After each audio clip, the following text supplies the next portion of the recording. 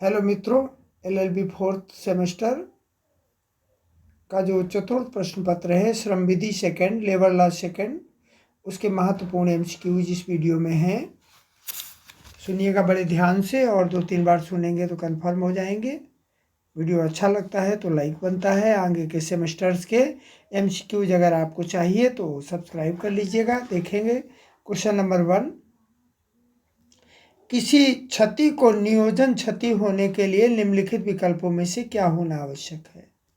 किसी क्षति दुर्घटना अथवा उपजीविका जन्य रोगों के कारण हुई हो, अथवा नंबर बी देखेंगे दुर्घटना नियोजन से उद्भूत तथा नियोजन के अनुक्रम में हुई हो, नंबर सी क्षति कर्मचारी को व्यक्तिगत रूप से हुई हो, और नंबर डी ये सभी। प्रश्न नंबर 1 का डी ही सही होगा, ये सभी। नेक्स्ट क्वेश्चन देखेंगे, अगला प्रश्न, राज्य कर्मचारी बीमा अधिनियम की कौन सी धारा राज्य सरकार को प्राधिकृत करती है कि वो राज्य बीमा न्यायालय का गठन कर सके? नंबर ए धारा 51, नंबर बी धारा 54, नंबर सी धारा 41 और नंबर डी धारा 44। प्रश्न नंबर 2 का बी ऑप्शन सही है, धारा 54। नेक्स्ट क्वेश्चन देखेंगे, क्वेश्चन नंबर 3, निम्नलिखित अधिनियमों में से उनके स्थापित वर्षों के सही क्रम का चुनाव कीजिएगा। नंबर 1 कर्मकार प्रतिकार अधिनियम ए 1948, नंबर बी न्यूनतम मजदूरी अधिनियम बी 1961, नंबर 3 प्रसूविधा अधिनियम सी 1923, नंबर 4 घातक दुर्घटना अधिनियम, नंबर डी 1855। तो ये कूट मिलाना है, इसका जो ऑप्शन है ऑप्शन बता देते हैं, आगे कंफर्म कर लीजिएगा। इसका जो बी ऑप्शन है वो सही है। प्रश्न नंबर 3 का बी ऑप्शन सही है, मिला हुआ है। आप इस प्रश्न को बड़ा गौर से देख करके कंफर्म कर लीजिएगा। पहले का सी है, यानी कर्मकार प्रतिकार अधिनियम जो पहला है वो इस तरीके से है, और जो नंबर 2 है ये ऑप्शन थोड़े ऊपर नीचे हैं, इसको कंफर्म कर लीजिएगा। 2 ए से मिलेगा, यानी ये ए से मिलेगा, और नंबर 3 बी से, और नंबर 4 है ये डी से मिलेगा। इस तरीके से एक कूट मिलेगा, आप इसको कंफर्म कर लीजिएगा। नेक्स्ट क्वेश्चन देखेंगे, क्वेश्चन नंबर 4, राज्य कर्मचारी बीमा अधिनियम 1948 के सामाजिक दायरे में निम्नलिखित विकल्पों में से किसे शामिल करेंगे? नंबर ए विविध प्रकार की बीमारियों को, नंबर बी अयोग्यताओं को, नंबर सी मृत्यु को, और नंबर डी इन सभी को। तो नंबर 4 है, इसका भी डी ऑप्शन सही है, इन सभी को। राज्य कर्मचारी बीमा अधिनियम 1948 के सामाजिक दायरे में ये सभी शामिल होंगे, विविध प्रकार की बीमारियां, अयोग्यताएं और मृत्यु, ये सभी। नेक्स्ट क्वेश्चन देखेंगे, क्वेश्चन नंबर 5,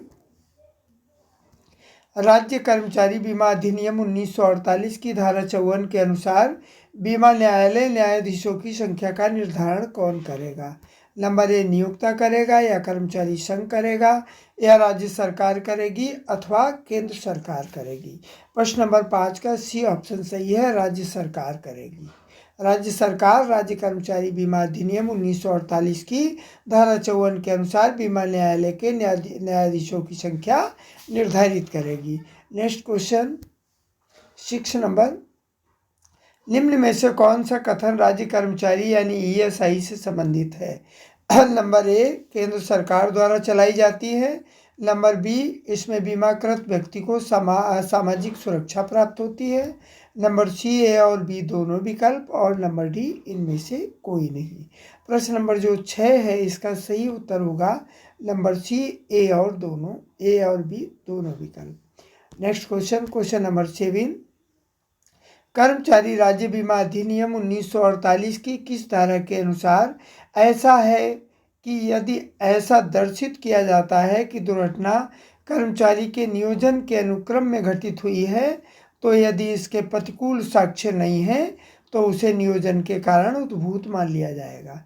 नंबर ए धारा 51 का में, नंबर बी धारा 46 एक भाग बी में, नंबर सी धारा 54 में और नंबर डी धारा 68 में।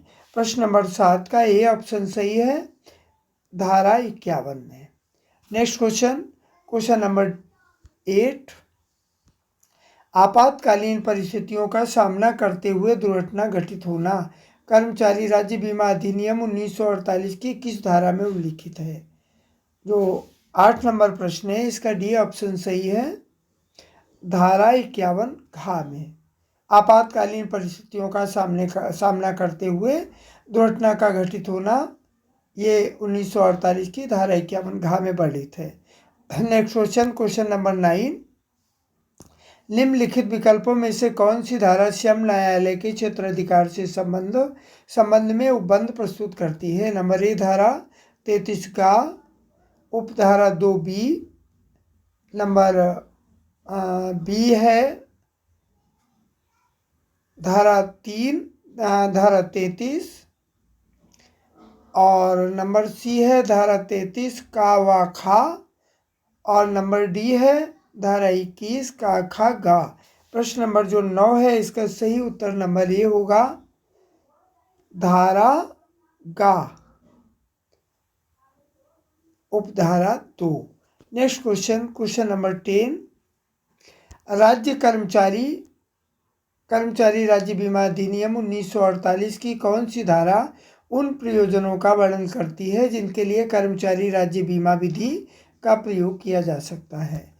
नंबर ए धारा 22, नंबर बी धारा 24, नंबर सी धारा 28 और नंबर डी धारा 32। प्रश्न नंबर जो 10 है इसका सही उत्तर नंबर सी होगा, धारा 28।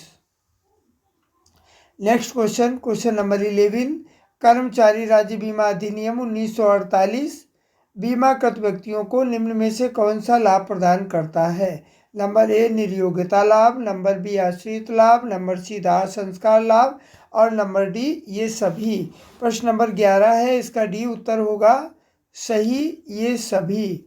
नेक्स्ट क्वेश्चन नंबर 12, घातक दुर्घटना अधिनियम 1855 में कितनी धाराएं हैं? Number A 5, number B 4, number C 3 और नंबर डी 2। घातक दुर्घटना अधिनियम 1855 में 5 धाराएं हैं।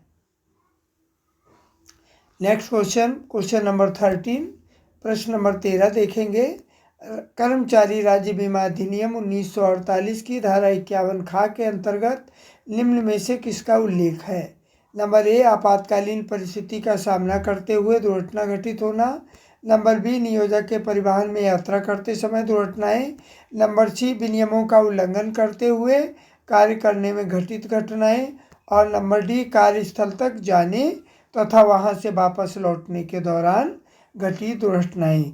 प्रश्न नंबर जो 13 है इसका सही उत्तर होगा नंबर सी, विनियमों का उल्लंघन करते हुए कार्य करने में घटित दुर्घटनाएं।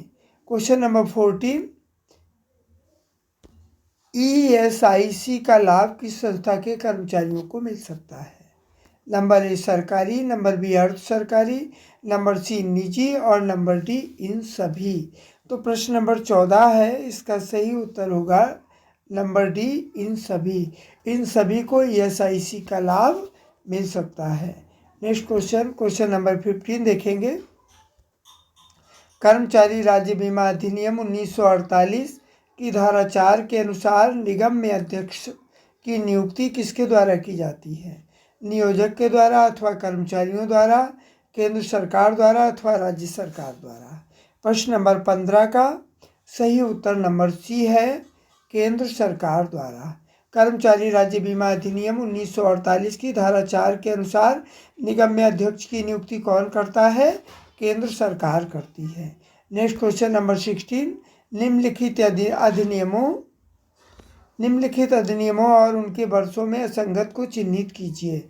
नंबर ए कर्मकार प्रतिकर अधिनियम 1923, नंबर बी कर्मचारी राज्य अधिनियम 1948, नंबर सी कारखाना अधिनियम 1948 और नंबर डी कर्मचारी भविष्य निधि अधिनियम 1948।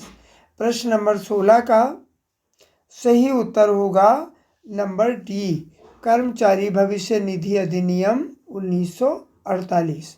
नेक्स्ट क्वेश्चन नंबर 17, कर्मचारी राज्य बीमा अधिनियम 1948 की धारा 51 में नियोजक के दायित्वों को ऐसी घटनाओं के घटित होने से संबंधित भुगतान के लाभ के लिए प्रावधान किया गया है, जबकि कोई कर्मचारी ऐसे किसी परिवहन में यात्रा कर रहा है जिसे नियोजक के द्वारा प्रयोग किया गया हो।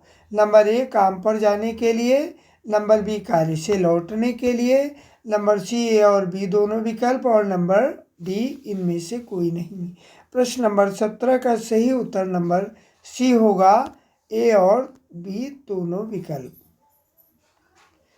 नेक्स्ट क्वेश्चन नंबर 16, कर्मचारी राज्य बीमा अधिनियम की किस धारा में ये प्रावधान किया गया है कि कर्मचारी राज्य बीमा निगम की स्थापना केंद्र सरकार द्वारा किसी राजपत्र में अधिसूचना के द्वारा की जाएगी? धारा 2 में, अथवा धारा 3 में, अथवा धारा 4 में, या धारा 5 में?